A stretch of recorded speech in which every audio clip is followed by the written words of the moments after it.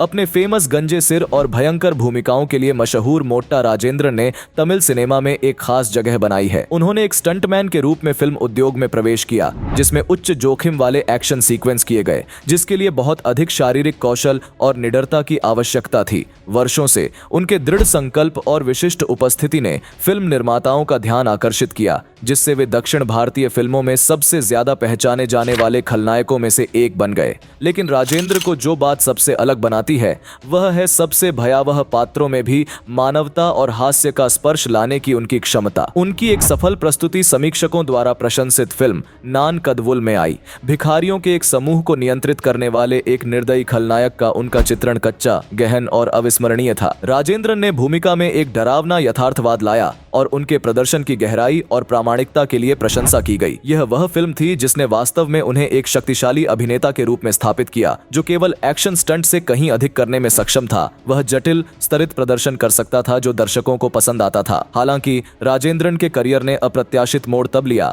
जब उन्होंने हास्य भूमिकाएं अपनाना शुरू किया। मुंडा सुपट्टी जैसी फिल्मों ने हास्य के लिए उनकी प्रतिभा को प्रदर्शित किया और अचानक वही अभिनेता जिसने कभी दर्शकों को भयभीत किया था उन्हें हंसा रहा था। डरावने खलनायकों और प्यारे हास्य पात्रों के बीच स्विच करने की उनकी क्षमता ने उनकी अविश्वसनीय बहुमुखी प्रतिभा को प्रदर्शित किया। राजेंद्रन अपनी हास्यपूर्ण संवाद अदायगी और त्रुटिहीन टाइमिंग के लिए जाने जाते थे, जिससे साबित होता था कि वे केवल एक आयामी अभिनेता नहीं थे। अपने ऑन स्क्रीन व्यक्तित्व से परे राजेंद्रन को उनकी ऑफ स्क्रीन विनम्रता के लिए भी व्यापक रूप से पसंद किया जाता है। अपनी प्रसिद्धि और सफलता के बावजूद वे सुलभ और व्यावहारिक बने हुए हैं। अक्सर अपनी विनम्र शुरुआत और अपने करियर की शुरुआत में आने वाली चुनौतियों के बारे में बात करते हैं। एक स्टंटमैन से तमिल सिनेमा के सबसे प्रिय अभिनेताओं में से एक बनने का उनका सफर प्रेरणादायक है, जो दर्शाता है कि दृढ़ता और अनुकूलन की इच्छा के साथ कुछ भी संभव है। मोट्टा राजेंद्रन का करियर पुनर्निर्माण की शक्ति का एक वसीयतनामा है। खलनायक की भूमिका से लेकर कॉमेडी तक उन्होंने सब कुछ किया है, जिससे प्रशंसकों और आलोचकों दोनों का सम्मान अर्जित हुआ है। वह इंडस्ट्री में एक प्रमुख शक्ति बने हुए हैं और स्क्रीन पर उनकी अनूठी उपस्थिति यह सुनिश्चित करती है कि उनके द्वारा निभाई गई हर भूमिका